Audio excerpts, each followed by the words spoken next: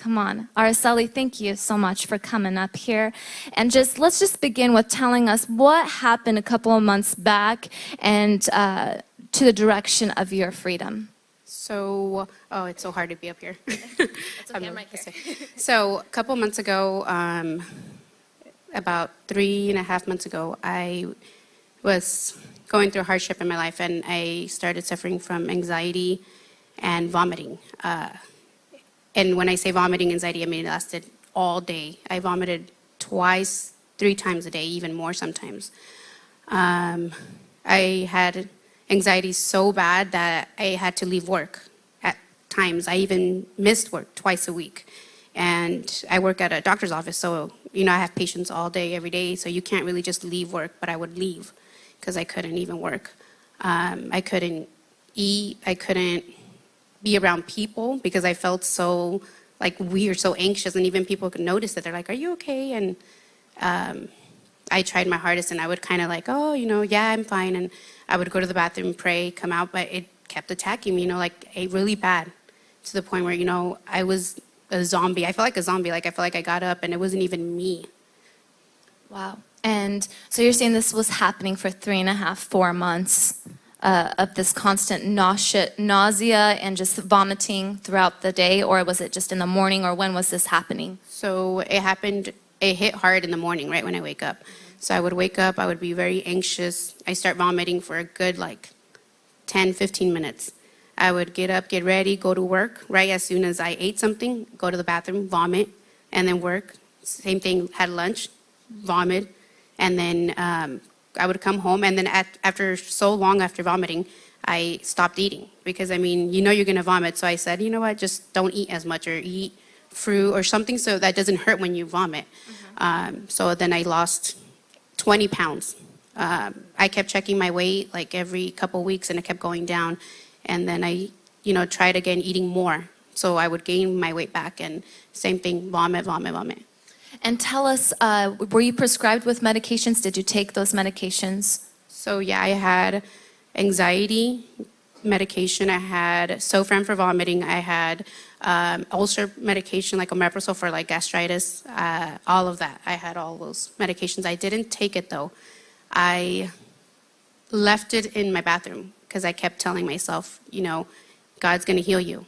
You are going to be healed. And even though I wanted all the medication there anyways. I wanted to look at it because I kept telling myself, just in case an emergency, just in case you need it, so you don't miss work, take a pill. And something kept telling me, take the anxiety medication. And I don't know if anybody's ever taken anxiety medication, but it's tough on you. It makes you sleepy, and it really does calm you down, but it zombifies you.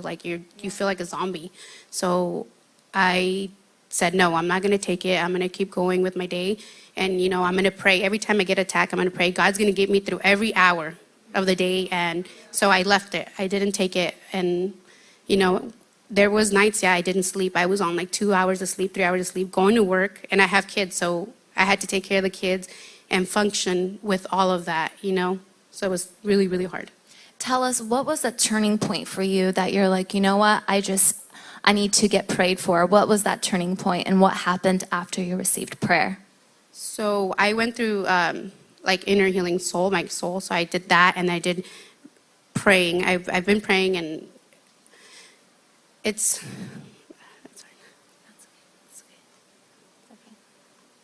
Come on, you guys, give her just a hand of applause. You got this.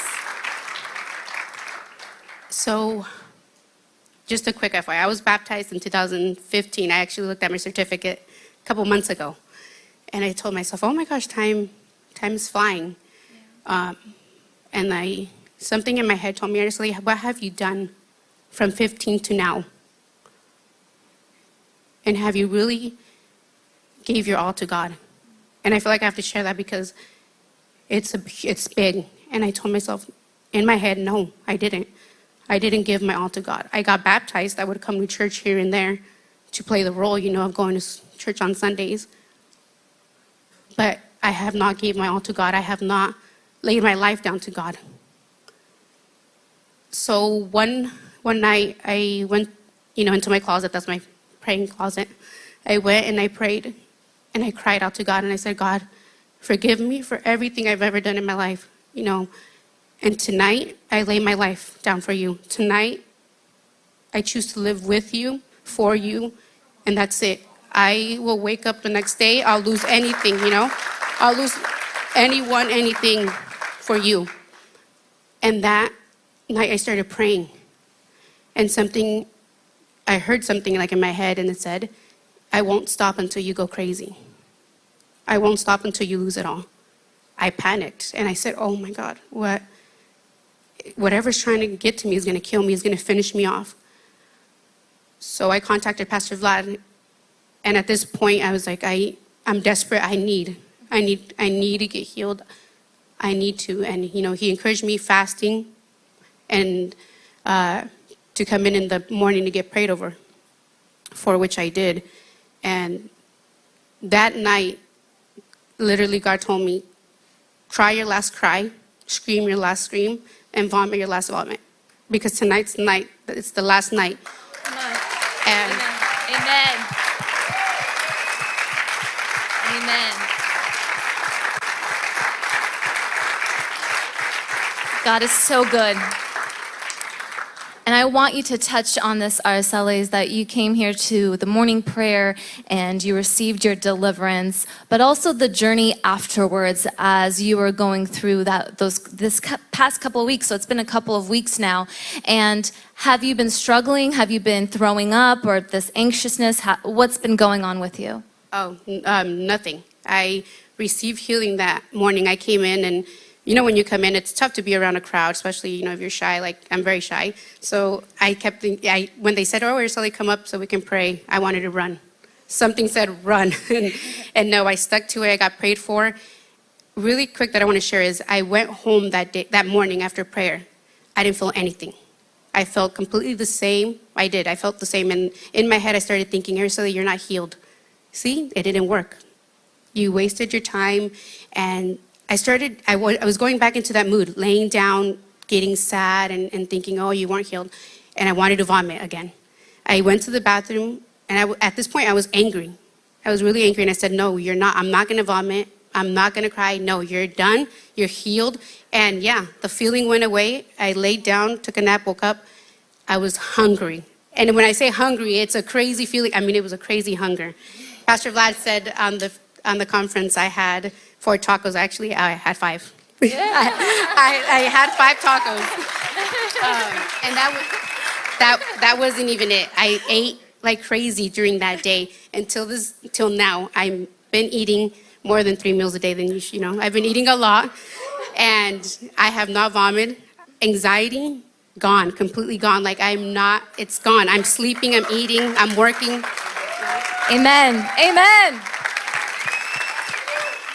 You know, Araceli, I want you to emphasize on this. As soon as you receive the deliverance, you know, the enemy loves to tell us that it's going to be, you know, rainbows and sunshine and nothing's going to go wrong. But you mentioned to me before is that, you know, anxiety was knocking on the door, and you even felt nauseous a couple of times. So please emphasize on what did you do when you had these moments that you felt like, oh my gosh, am I delivered? What's going on? What's my next step? What did you do?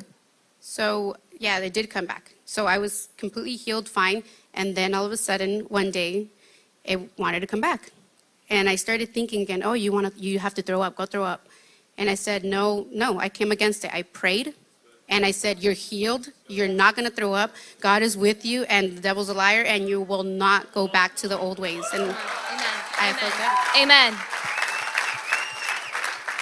I wanted to emphasize that because sometimes when we receive deliverance, we need to know is that enemy loves to deceive. He's a liar. And he tries to tell us is that you're not free, you're not healed, you're not delivered. But it is a fact that when you are free indeed. Amen?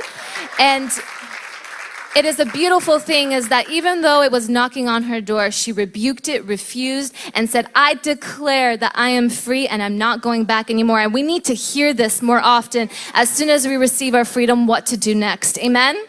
Amen. Araceli, what would be your last words of encouragement for someone that is dealing with or struggling with a certain anxiety or bondage? What would be your words of encouragement?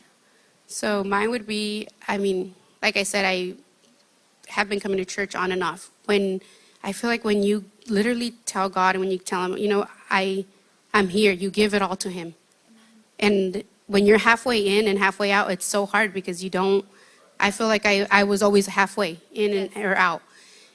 And when I finally told him, I'm 100% in, I'm 100% yours, he started moving in my life. And that's when I, especially the healing, when I received it, oh my gosh, he's there for you. And no matter what situation you have, no matter who you are, he is there for you.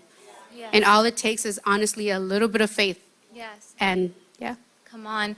And amen, amen. And I apologize. One last thing is that her sister received deliverance at the Race to Deliver conference as well, just this last weekend, right?